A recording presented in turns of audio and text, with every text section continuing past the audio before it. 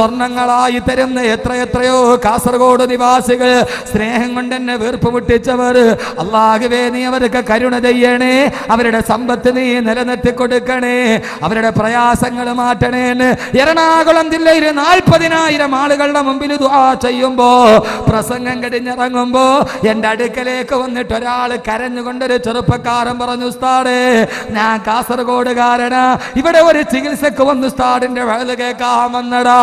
സഹോദരങ്ങളെ, ഞാൻ പറയാനുള്ള കാരണം പലപ്പോഴും ഞാൻ പറയാറുണ്ട്, അല്ലാഹു സമ്പത്ത് കൊടുത്ത് അനുഗ്രഹിച്ച നാടാ കാസർഗോഡ്. അല്ലാഹു സമ്പത്ത് വാരിക്കോരി കൊടുത്തിട്ടുണ്ട്. ബാക്കിയുള്ളവർക്കുള്ള അല്ലാഹു ഖജനാവിന്ന് നുള്ളി കൊടുത്തപ്പോ അള്ളാഹുവിന്റെ ഖജനാവിന്ന് വാരിക്കൊടുത്തത് കാസർഗോഡുകാർക്കാ. അല്ലാഹു അത് നിലനിർത്തി തരട്ടെ. പക്ഷേ ഒരു കാര്യം, ഞാൻ ഇതേവരെ എന്റെ ധാരണകൾ മാറിപ്പോയി. ഒരൊറ്റ ദിവസം കണ്ട് എന്റെ ധാരണകൾ മാറിപ്പോയി. സഹോദരങ്ങളെ, പണം മാത്രമേ തന്നിട്ടുള്ളൂ, മനസ്സമാധാനമല്ല തന്നിട്ടില്ല, മനസ്സമാധാനമല്ല തന്നിട്ടില്ല. ഇന്നലെ ഞാൻ ഇവിടെ ദുആ ചെയ്യാമെന്ന് പറഞ്ഞപ്പോ അല്ലാഹു പറഞ്ഞില്ലേ, അല്ലാഹുവിന്റെ ഖുർആൻ പറഞ്ഞതുപോലെ ഈ സദസ്സിന് നിങ്ങൾ പാവങ്ങൾക്ക് വേണ്ടി സദഖ ചെയ്യേ. അല്ലാഹു സുബ്ഹാനഹു വ തആല ഈ സദസ്സിൽ 19 വർഷമായി സന്താന സൗഭാഗ്യമില്ലാത്തവർ സഹോദരങ്ങളെ, സർവ്വ ഡോക്ടർമാരും കൈയൊടിഞ്ഞ രോഗം പോലും മാറിയിട്ടുണ്ടെന്ന് പറഞ്ഞപ്പോ ഇന്ന് എന്നെ കാണാൻ വേണ്ടി വന്ന് നേരിട്ട് ദുആ ചെയ്യാൻ പറഞ്ഞവർ കണ്ണിലൂടെ ഒലിച്ചിറങ്ങുന്ന കണ്ണുനീര് കണ്ടപ്പോ സഹോദരങ്ങളെ, പണം മാത്രമേ കയ്യിലുള്ളൂ. 1000 പരീക്ഷണങ്ങളുടെ കനൽപഥങ്ങളിലൂടെ നടന്നു പോവുകയാണ്. മാരകമായ ക്യാൻസർ ബാധിച്ചവർ, മാരകമായ രോഗം ബാധിച്ചവർ, മക്കൾക്ക് ശേഷിയില്ലാത്തവർ, ബുദ്ധി വളർച്ചയില്ലാത്ത മക്കളെയും കൊണ്ടുവന്ന ഉമ്മമാർ, സഹോദരങ്ങളെ, കടബാധ്യതകളുടെ പേരിൽ തന്നവർ. ഒരു സഹോദരൻ എൻ്റെ കയ്യിൽ വന്നിട്ട് 2 ചെറിയ സ്വർണ്ണാഭരണങ്ങൾ തന്നിട്ട് പറഞ്ഞു, ഉസ്താദേ ഇതെന്റെ വീട്ടിലെ അവസാനത്തെ സ്വർണത്തിന്റെ തരിയാ, ഇതെന്റെ അവസാനത്തെ സ്വർണത്തിന്റെ തരിയാണ്. ഇതെന്തിനു വേണ്ടി വെച്ചതാണെന്നറിയോ? ഒരു 2 ചെറിയ കമ്മലിന്റെ ഭാഗം തന്നിട്ട് അടച്ചിട്ട മുറിയിൽ എന്നോട് പറഞ്ഞിട്ട് അദ്ദേഹത്തിന്റെ കണ്ണ് നിറഞ്ഞുപോയി. അല്ലാഹു സർവ്വ പ്രയാസങ്ങളും മാറ്റിക്കൊടുക്കട്ടെ. ഉസ്താദേ ഇത് വിട്ടിട്ട് എന്റെ മോളുടെ ഫീസ് അടക്കാൻ വേണ്ടി വെച്ചിരുന്നതാണ്, പക്ഷേ ഭാര്യ സമ്മതിച്ചില്ല. ഭാര്യ പറഞ്ഞു, ഫീസ് അടച്ചില്ലെങ്കിലും വേണ്ട, കബീർ ഉസ്താദിന്റെ കയ്യിൽ കൊടുക്ക്, എവിടെ പോയാലും നമുക്കൊരു ദുആ കിട്ടുമല്ലോ, എല്ലാ പ്രയാസങ്ങളും മാറുമല്ലോ. അല്ലാഹുവിന്റെ കടങ്ങൾ അല്ലാഹു തീർത്തു കൊടുക്കട്ടെ, അവരുടെ പ്രയാസങ്ങൾ അല്ലാഹു തീർത്തു കൊടുക്കട്ടെ. തന്റെ ജീവിതത്തിന്റെ അവസാനത്തെ പൊന്നിന്റെ തരിയെടുത്ത് എന്റെ കയ്യിൽ തന്നവരുണ്ട്. സഹോദരങ്ങളെ, ഓമന മക്കളുമായി കയ്യിലോട്ട് വന്നു, ഉസ്താദേ ബുദ്ധി വളർച്ചയെത്തിയിട്ടില്ലെന്ന് പറഞ്ഞ് പൊട്ടിക്കരഞ്ഞ ഉമ്മമാര്, വിവാഹം കഴിഞ്ഞ മക്കളില്ലെന്ന് പറഞ്ഞവർ, മോണയിൽ ക്യാൻസർ വന്നിട്ട് ഉസ്താദേ രോഗമെല്ലാം ശിവയായി, പക്ഷേ മുറിവുണങ്ങുന്നില്ലെന്ന് പറഞ്ഞു വന്നവർ, അല്ലാഹുവേ നീ ശിവ നൽകണേ അല്ലാ. ഇന്ന് രാവിലെ സൂര്യൻ ഉദിച്ചത് മുതൽ സൂര്യാസ്തമയം വരെ ഞാൻ കേട്ടത് കഥനത്തിന്റെ കഥ മാത്രമാണ്, കണ്ണുനീരിന്റെ കഥ മാത്രമാണ്, ഒലിച്ചിറങ്ങുന്ന കണ്ണുനീരാണ്. അല്ലാഹുവേ അല്ലാഹുവേ അല്ലാഹുവേ, മാരകമായ പിശാച് ബാധയേറ്റ്, സിഹർ ബാധയേറ്റ് ശരീരം മുഴുവനെ ശോഷിച്ചു പോയവർ, അല്ലാഹുവേ നീ ശിവ നൽകണേ അല്ലാ, നീ ശിവ നൽകണേ അല്ലാ, നീ ശിവ നൽകണേ അല്ലാ. സഹോദരങ്ങളെ, ദുഃഖമാണ് മനുഷ്യന്, ആത്മഹത്യ പെരുകുകയാണ്. രാവിലെ എൻ്റെ പ്രിയപ്പെട്ട സഹോദരങ്ങളോട് ഞാൻ ഓർമ്മിപ്പിക്കുകയാണ്, എല്ലാ പ്രയാസങ്ങളുടെ മുമ്പിൽ പിടിച്ചു നിൽക്കാൻ എന്തിനാണ് മഹർ 2012, എന്തിനാണ് 7 പെണ്ണുങ്ങൾക്ക് ജീവിതം? അൻസാറുകൾ ചെയ്യുന്ന ചെയ്പ് കർമ്മം ചെയ്താൽ അതിന് കിട്ടുന്ന പ്രതിഫലം ഞാൻ പറയട്ടെ. സഹോദരങ്ങളെ, 1000 പ്രയാസങ്ങളുടെ മുമ്പ് ഖുശി ജിന്ദഗി की मालो में हमें सो नहीं सकता, जिंदगी की नुत्केरी पत्थर की रास्ते पर चलना चाहिए. മഹാനായ ഉറുദു കവി പറഞ്ഞതുപോലെ ജീവിതം സുഖങ്ങളുടെ പട്ടുമെത്തയല്ല, ഈ ജീവിതം സുഖത്തോടെ കിടന്നിറങ്ങാൻ പറ്റിയതല്ല. ജിന്ദഗി കി നുക്കേലി പത്തർ കി രാസ്തേ പർ ചൽനാ ചാഹിയേ, ജീവിതത്തിന്റെ കല്ലും മുള്ളും നിറഞ്ഞ ഇടവഴിയിലൂടെ സഞ്ചരിക്കാൻ കഴിയണം. സഹോദരങ്ങളെ തളരരുതേ, സഹോദരങ്ങളെ പതറരുതേ. എന്തിനാ പതറുന്നത്? എന്തിനാ? മാരകമായ രോഗത്തെക്കുറിച്ച് ആവലാടി പറഞ്ഞവരോട്, പ്രയാസങ്ങൾ പറഞ്ഞവരോട് എന്തിനാ പതറുന്നത്? എന്തിനാ? കാന്താകെ ദിൽ തേര അന്തേസ തൂഫാൻ സക്കിയ നഹുദാ തൂ കശ്തി ബി തൂ ബഹർ ബി തൂ സാഹിൽ ബി തൂ ആഹി കിസ്കി ദസ്തു തൂ ആവാദ് रहती है तुझे राग तो रहबर भी तो रहरो भी तो മനസ്സിൽ भी तो കാന്താകെ. എന്തിനാണ് മോനെ ഹൃദയം പതറുന്നത്? എന്തിനാ? എന്തിനാ കാല് തളരുന്നത്? എന്തിനാ? കാല് തളരരുത്, ഹൃദയം പതരരുത്, കണ്ണ് നിറയരുത്, കൽബ് പിടയരുത്. നഹുദാതു നിനക്കൊരല്ലാഹുവില്ലയോ? നഹുദാതു നിനക്കൊരല്ലാഹുവില്ലയോ? അയ്യൂബ് നബിയുടെ മാരക രോഗത്തിന് വെറും പച്ചവെള്ളം കൊണ്ട് ശിഫ കൊടുത്ത തമ്പുരാന്, യാതൊരുവിധ ചലനമില്ലാത്ത കരിമ്പാറക്കെട്ടിൽ നിന്ന് പാല് ചുരത്തുന്ന ഒട്ടകത്തെ സൃഷ്ടിച്ച തമ്പുരാനില്ലയോ? റൊട്ടിക്കച്ചവടക്കാരന്റെ അടുപ്പിൽ നിന്ന് വെള്ളച്ചാട്ടമുണ്ടാക്കിയ, ആകാശത്ത് നിന്ന് ഭക്ഷണത്തളിക ഇറക്കി കൊടുത്ത, അബൂ ഖുബൈസ് പർവ്വതത്തിന്റെ മറുഭാഗത്ത് നിൽക്കുന്ന ചന്ദ്രഗോളത്തെ പിളർത്താൻ കഴിവുള്ള നിന്റെ തമ്പുരാനില്ലയോ? അതുകൊണ്ട് സഹോദരങ്ങളെ, ഇവിടെ ഒരുമിച്ച് കൂടിയവരോട് നെഞ്ചിന്റെ ഉള്ളിലേക്കൊന്ന് തിരിഞ്ഞു നോക്കുക. ഈ കാണുന്ന മുഖവും, ഈ കാണുന്ന വടിവത്ത ജുബ്ബയും, ഈ കാണുന്ന വടിവത്ത ഉടുപ്പും മുഖത്തെ സങ്കടം മറക്കാനുള്ള വെറും ഒരു മൂടുപടമാണ്. സഹോദരങ്ങളെ, ഈ മുഖത്തെ പുഞ്ചിരി അവന്റെ ഹൃദയത്തിന്റെ വേദന മറക്കാനുള്ള മൂടുപടമാണ്. ഈ കാണുന്ന ഈ കോട്ടുണ്ടല്ലോ, അത് എന്റെ ശരീരത്തിന്റെ, എന്റെ ഹൃദയത്തിന്റെ ഉള്ളിലെ വേദന മറക്കാനുള്ള വെറും ഒരു ആവരണം മാത്രമാണ്. അതിന്റെ ഉള്ളിൽ പ്രയാസങ്ങൾ, കടബാധ്യതകൾ. എന്റെ പ്രിയപ്പെട്ട സഹോദരങ്ങളോട് ഞാൻ ചോദിക്കട്ടെ, അല്ലാഹുവിന്റെ ഏറ്റവും വലിയ ഖുർആനല്ല പറഞ്ഞത്, മനുഷ്യനെ ഞാൻ സൃഷ്ടിച്ചതേ ക്ലേശത്തിൽ നിന്നാണ്. ക്ലേശമേ മനുഷ്യന്, ക്ലേശമേ മനുഷ്യന്, ദുഃഖമേ മനുഷ്യന്. പട്ടിണി വന്നിട്ട് ഇതേവരെ കാട്ടാന ചത്തുപോയിട്ടില്ല. സഹോദരങ്ങളെ, സഹോദരങ്ങളെ, ഒരു വേള നിങ്ങളൊന്ന് ചിന്തിച്ചു നോക്കുക. ക്യാൻസർ പടർന്നു പിടിക്കുകയാണ് സഹോദരങ്ങളെ. മനുഷ്യൻ തിന്നിട്ട് അവന്റെ വിസർജം കൊണ്ടുപോയി വലിച്ചെറിയുന്ന, പുടുത്തു നാറിപ്പോയ പഴവർഗ്ഗങ്ങൾ നക്കി നിൽക്കുന്ന പട്ടിക്ക് ഇതേവരെ ക്യാൻസർ വന്നിട്ടില്ല. മനുഷ്യൻ കഴിയുന്നത് ഏറ്റവും നല്ല ഭക്ഷണം, മനുഷ്യൻ കഴിക്കുന്നത് ഏറ്റവും നല്ല ഭക്ഷണം. അവൻ ഫ്രൂട്ട്സ് വാങ്ങിച്ചു കൊണ്ടുവന്ന് ചൂടുവെള്ളത്തിൽ കഴുകിയിട്ടാണ് തിന്നുന്നത്. പക്ഷേ ആ പഴവർഗ്ഗങ്ങൾ കിടന്ന് പുടുത്തു നാറിയിട്ട് അത് നക്കി തിന്നുന്ന പട്ടിയുടെ ആമാശയത്തിന് ഇതേവരെ ക്യാൻസർ വന്നിട്ടില്ല. നായക്ക് ഇതേവരെ ക്യാൻസർ വന്ന് മരിച്ചു പോയിട്ടില്ല, ചത്തുപോയിട്ടില്ല. പക്ഷേ ഏറ്റവും നല്ല ഭക്ഷണം കഴിക്കുന്ന മനുഷ്യൻ എന്തേ അവന്റെ ആമാശയത്തിന് മാത്രം ക്യാൻസർ വന്നു? അവന്റെ ഹൃദയത്തിന് മാത്രം എന്തേ ബ്ലോക്കായി? ഏറ്റവും വലിയ കൊഴുപ്പുള്ള ഭക്ഷണം കഴിക്കുന്ന പന്നിയില്ലേ, ഇറച്ചി കടിച്ചു പോകുന്ന പട്ടിയില്ലേ, ഇതേവരെ പട്ടിയുടെ ഹൃദയത്തിന് ബ്ലോക്ക് വന്നിട്ടില്ല. മനുഷ്യനേക്കാൾ 10 ഇരട്ടി ഭക്ഷണം കഴിക്കുന്ന ആനയ്ക്ക് ഇതേവരെ വയറുവേദന വന്ന ചരിത്രമില്ല. എന്റെ പ്രിയപ്പെട്ട സഹോദരങ്ങളെ, ജീവിതത്തിൽ ദുഃഖിക്കാൻ വിധിക്കപ്പെട്ടവൻ മനുഷ്യൻ മാത്രമാണ്, മനുഷ്യൻ മാത്രമാണ്, മനുഷ്യൻ മാത്രമാണ്. ആ മനുഷ്യന്റെ ദുഃഖം മാറ്റാൻ, അല്ലാഹു നിന്റെ ജീവിതത്തിൽ ദുഃഖം വരുത്താതിരിക്കാൻ ഒരൊറ്റ കാര്യം നിങ്ങൾക്ക് ഞാൻ പറഞ്ഞു തരട്ടെയോ? ഒരൊറ്റ കാര്യം നിങ്ങൾക്ക് ഞാൻ പറഞ്ഞു തരട്ടെയോ? മഹർ 2012 എന്ന പേരിൽ 7 നിർദ്ധരായ പെൺകുട്ടികൾക്ക് ജീവിതം കൊടുക്കുമ്പോ ഇതിനു വേണ്ടി സഹായിച്ചവർ, സഹകരിച്ചവർ, മനസാവാദ കർമ്മണ ഓടി നടന്നവർ, എന്താണ് ഉസ്താദേ ഞങ്ങളുടെ ഇതിന്റെ പ്രതിഫലമെന്ന് ചോദിച്ചാ, മഹർ 2012 ബാഡ്ജും കഴുത്തിലിട്ട് ഓടി നടക്കുന്ന സംഘാടകരെ, ചെറുപ്പക്കാരെ, ഓരോ പവനുകളായി, അലിക്കത്തുകളായി, അലിക്കത്തുകളായി കാതിൽ കിടക്കുന്ന ഈ അലിക്കത്തെടുത്തിട്ട് ഒരു പാവപ്പെട്ട പെൺകുട്ടിക്ക് വേണ്ടി കൊടുത്ത ഉമ്മമാരെ, ഇതിന്റെ പ്രതിഫലം എന്താണ് നിങ്ങളോട് ഞാൻ പറഞ്ഞു തരട്ടെയോ? ഇതിന്റെ പ്രതിഫലം എന്തെന്നറിയോ? ഇതിന്റെ പ്രതിഫലം എന്തെന്നറിയോ? 5 പവനും 10 പവനും കൊടുത്തവർ, വേണ്ട 1 രൂപയെങ്കിലും കൊടുത്തവർ, ഇതിനു വേണ്ടി അഹോരാത്രം പാടുപെട്ടവർ, എന്താ ഇതിന്റെ പ്രതിഫലം എന്നറിയുമോ? പാവപ്പെട്ടവരെ സഹായിച്ചാലുള്ള പ്രതിഫലം എന്തെന്നറിയോ? നിങ്ങൾ ചോദിക്കും ഉസ്താദേ ഇതെന്താ പ്രതിഫലം എന്ന് ചോദിച്ചാ നിങ്ങൾ പറയുമായിരിക്കും, ഉസ്താദേ നാളെ അല്ലാഹുവിന്റെ സ്വർഗം കിട്ടാനാ, നാളെ അല്ലാഹുവിന്റെ സ്വർഗം കിട്ടാനാ. ഇല്ല സഹോദരങ്ങളെ, ഇല്ല, ഇല്ല സഹോദരങ്ങളെ, ഇല്ല. അല്ലാഹു ദുനിയാവിൽ തന്നെ നിങ്ങൾക്ക് ഇതിന്റെ പ്രതിഫലം നൽകും. ഒരൊറ്റ ഒരൊറ്റ ദിവസം കൊണ്ട് എൻ്റെ സഹോദരങ്ങളെ പോലെ അടുത്തറിഞ്ഞ ഞങ്ങൾ, കൂട്ടുകാരെ പോലെ കളിതിരി പറഞ്ഞ നിങ്ങൾ വിട പറയാൻ എനിക്ക് പ്രയാസമാണ്. യഥാർത്ഥത്തിൽ 2 മണിക്കൂർ കഴിഞ്ഞ് സലാം പറയാൻ എനിക്ക് പ്രയാസമാണ്. ഞാൻ ഇന്ന് 1:30 മംഗള എക്സ്പ്രസിൽ കയറിപ്പോയാലും നാളെ രാത്രി അഹമ്മദ് കബീറിന്റെ ശരീരമേ കൊല്ലത്തുള്ളൂ. എൻ്റെ റൂഹ് ഇവിടെ തന്നെയാണ്. വിട പറയാൻ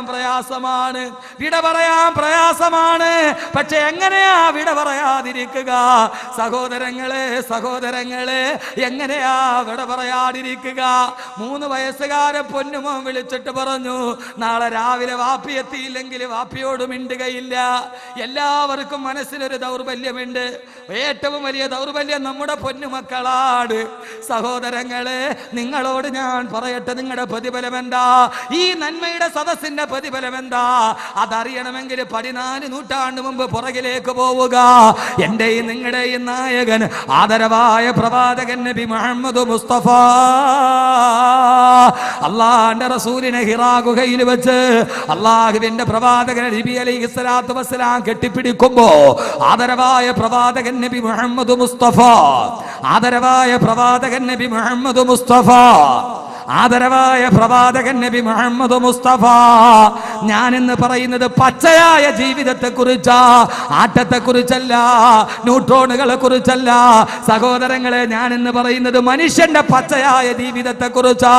അള്ളാഹുവിന്റെ റസൂൽ ഹിറാ ഗുഹയിൽ ജിബ്രീൽ കെട്ടിപ്പിടിക്കുമ്പോ അള്ളാഹുവിന്റെ റസൂൽ പേടിച്ചു മറച്ച് തേപതുവോടെ, വികുലതയോടെ, വിഭ്രാന്തിയോടെ അള്ളാഹുവിന്റെ റസൂൽ ഓടിയത് എവിടേക്കെന്നറിയോ? സമ്മിലൂനി യാ ഖദീജ, സമ്മിലൂനി യാ ഖദീജ, എന്റെ ഖദീജ എനിക്ക് പേടിയാകുന്നു, എന്നെ ഒന്ന് പുതപ്പിട്ട് മൂട് ഖദീജ എന്ന് വേപതുവോടെ, വികുലതയോടെ, വിഭ്രാന്തിയോടെ, പരിഭ്രാന്തിയോട് അള്ളാഹുവിന്റെ റസൂൽ എന്ന പ്രിയപ്പെട്ട ഭർത്താവ് ഓടി വരുമ്പോ തന്റെ പ്രിയപ്പെട്ട ഭർത്താവിനെ 2 കൈകൾ കൊണ്ട് ചേർത്ത് പിടിച്ച് പ്രിയപ്പെട്ട ഭർത്താവിനെ മടിയിലോട്ട് ശിരസ് വെച്ചിട്ട് ഖദീജ ബീവി റളിയല്ലാഹു തആല അൻഹ പറഞ്ഞ വാക്കുകൾ, അള്ളാഹുവിന്റെ റസൂലിനോട് പറഞ്ഞ വാക്കുകൾ ചരിത്രത്തിൽ സുവിദിതമാണ്. ബഹുമാനപ്പെട്ട ഖദീജ ബീവിയുടെ വാക്ക് കടമെടുത്തിട്ട് പറയട്ടെ, തന്റെ പ്രിയപ്പെട്ട ഭർത്താവ് പേടിച്ച് പറച്ച് മടിയിൽ കിടക്കുമ്പോ ഖദീജ ബീവി റളിയല്ലാഹു അൻഹ പറഞ്ഞതെന്താ? വല്ലാഹി ലാ യുഖ്സികല്ലാഹു അബദാ, വല്ലാഹി പടച്ച തമ്പുരാനെ തന്നെയാണ് സത്യം. ഈ മഹർ 2012 വേണ്ടി സ്വന്തം പെങ്ങളെ, സ്വന്തം കൂടപ്പറപ്പിനെ കെട്ടിച്ചു വിടുന്നതിനേക്കാളേറെ താല്പര്യത്തോട് ഓടി നടന്ന ഇതിന്റെ സംഘാടകര്, ഇതിനു വേണ്ടി സഹായിച്ചവര്, മനസാവാദാ കർമ്മണ വന്നവര്, അഹമ്മദ് കബീർ പറയുന്നത് ഖുർആന്റെ അടിസ്ഥാനത്തിലാണ്, ഇതെന്റെ വാക്കുകളല്ല. ഖദീജ ബീവി പറയുകയാണ് പ്രിയപ്പെട്ട ഭർത്താവിനോട്, വല്ലാഹി ലാ യുഖ്സികല്ലാഹു അബദാ, പടച്ച തമ്പുരാനെ തന്നെയാണ് സത്യം. അല്ലാഹു അങ്ങേ ദുഃഖിപ്പിക്കില്ല നബിയേ, അല്ലാഹു അങ്ങേ പരീക്ഷിക്കില്ല നബിയേ, അങ്ങേക്ക് അല്ലാഹു സങ്കടം തരില്ല യാ റസൂലല്ലാഹ്. എന്താ അങ്ങേ ദുഃഖിപ്പിക്കാത്തതെന്നറിയോ? മഹറിന്റെ പ്രവർത്തകരെ കേട്ടുകൊള്ളുക, സഹായിച്ചവരെ കേട്ടുകൊള്ളുക, കേൾക്കുന്നവരെ കേട്ടുകൊള്ളുക. അങ്ങേ അല്ലാഹു ദുഃഖിപ്പിക്കാതിരിക്കാനുള്ള കാരണം എന്താണ്? ഇന്നകല തസിലു റഹ്മ, അങ്ങ് കുടുംബ ബന്ധം ചേർക്കുന്നവനല്ലയോ? വതസ്ദുഖുൽ ഹദീസ, അങ്ങ് സത്യം പറയുന്നവനല്ലയോ? വതഹ്മിലുൽ കല്ല, മറ്റൊരുത്തന്റെ ഭാരം ഏറ്റെടുക്കുന്നവനല്ലയോ? മറ്റൊരുത്തന്റെ ഭാരം ഏറ്റെടുക്കുന്നവനല്ലയോ? എന്റെ പ്രിയപ്പെട്ട സഹോദരങ്ങളെ, ഈ 7 പെൺകുട്ടികളുടെ വാപ്പയുടെ ചുമലിന്റെ ഭാരം, അവരുടെ ഉമ്മയുടെ ചുമലിലെ ഭാരം, ആ ഭാരം ഏറ്റെടുത്തവരല്ലേ നിങ്ങൾ? ആ ഭാരം ഏറ്റെടുത്തവരല്ലേ നിങ്ങൾ? വല്ലാഹി പടച്ച തമ്പുരാനെ തന്നെയാണ് സത്യം. ലാ യുഖ്സികല്ലാഹ്, അല്ലാഹു നിങ്ങളെ ജീവിതത്തിൽ ദുഃഖിപ്പിക്കുകയില്ല. ഇതിന്റെ പ്രതിഫലം സ്വർഗത്തിലല്ല, സ്വർഗത്തിലെ ഇതിന്റെ പ്രതിഫലം 2 പ്രതിഫലമാണ്. ഇൻഷാ അല്ലാഹ് ദുനിയാവിൽ അല്ലാഹു നൽകുന്നത് 3 പ്രതിഫലം, സ്വർഗത്തിലല്ല നൽകുന്നത് 2 പ്രതിഫലം. ഇത് 5 പറഞ്ഞിട്ട് അഹമ്മദ് കബീറിന് സലാം പറയൂ. സഹോദരങ്ങളെ, മറ്റൊരുത്തന്റെ ഏറ്റവും വലിയ ചുമലിലെ ഭാരം ഏറ്റെടുക്കുന്നവന് വല്ലാഹി പടച്ച തമ്പുരാനെ തന്നെയാണ് സത്യം. ലാ യുഖ്സികല്ലാഹു അബദാ, ഒരിക്കലും അല്ലാഹു അവനെ ദുഃഖിപ്പിക്കുകയില്ല. എന്റെ പൊന്ന് സഹോദരങ്ങളെ, പടച്ചതമ്പുരാനെ തന്നെയാണ് സത്യം.